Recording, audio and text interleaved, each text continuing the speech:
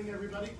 My name is Mike Kissinger with Pennoni Associates and part of the train station development team. So I also got 10 minutes, but James, I got 10 minutes to talk about one of James's slides, right? So James went a little over, we pointed out, so with that, I think I'll take up some time in the air, right? So everybody does know there is a station, right? And there is also a 3rd Avenue streetscape. This is actually playing, so it's going to make me talk even faster.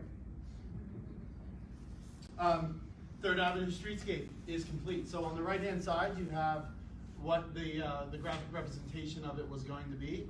And then on the right side, you actually have some implementation of that streetscape. So things have been quite improving along the way on 3rd. And then we get to the train station project. See, so, all right.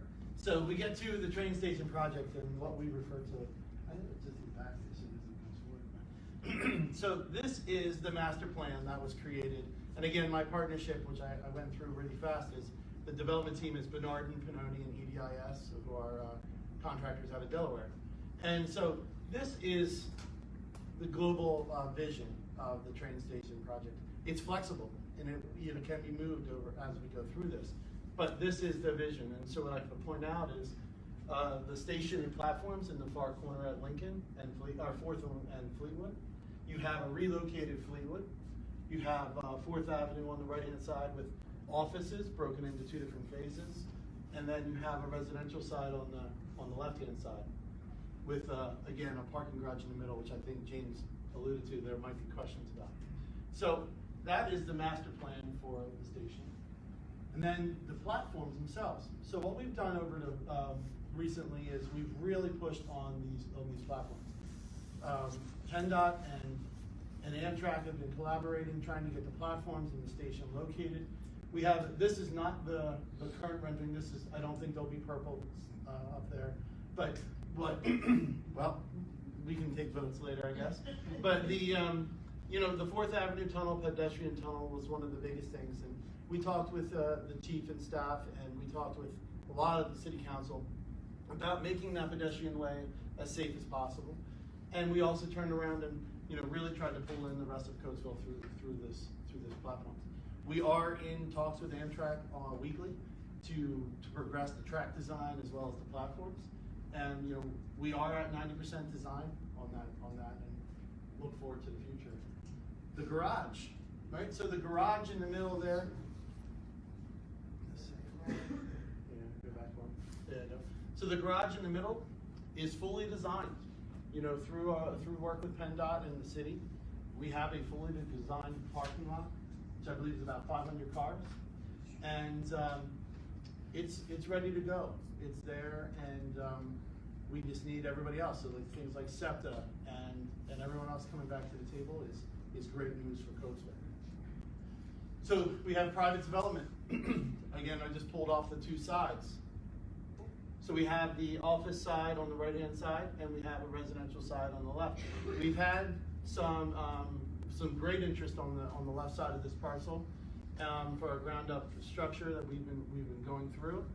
On the right-hand side, we have some interest, but again, it's a very flexible space, and I think that's something that's gone along the process as well. Is that these buildings could switch locations, they could be completely different shapes. But again, what we know is the core is we need that station back and we need some parking, right? So we know that that's the core that we need to move forward with, and everything else is going to fall in place, I think, as we go forward. I think that's my last slide. So I have extra minutes because I saw on the agenda that I was last, right? And then I knew that how that kind of goes, and usually I stand between people in the door. So what I wanted to say is, the chief was very, very safe to say whether or not to take credit for the progress and take credit for what's happened in Coatesville. But I think that the chief should take some credit for that, as well as your city council, your RDA, the city staff that you've amassed, the Second Century Alliance and everything that's going on there. and again, the police. Everything in all of those groups have come together to create this progress. It was a lot of people's work, and it's been a fun piece to come and talk to people about it, and to come and show these plans, because this is where you guys live. This is your homes, and the amount of work all of you guys have put into it is quite amazing. So I'll tell my own resident story. I come to these meetings, and I always have to ask for things, right? And I have to ask, or can I have some right away for your sidewalk, or can I have construction easements? And your residents have never, ever once said no, or even treated me unkindly in any way. You know, so it's amazing to me that I can walk up and down the street, knock on doors, and everyone is very happy to see us, very happy to talk to us, and very happy to see the progress moving forward. So I think that's all I have.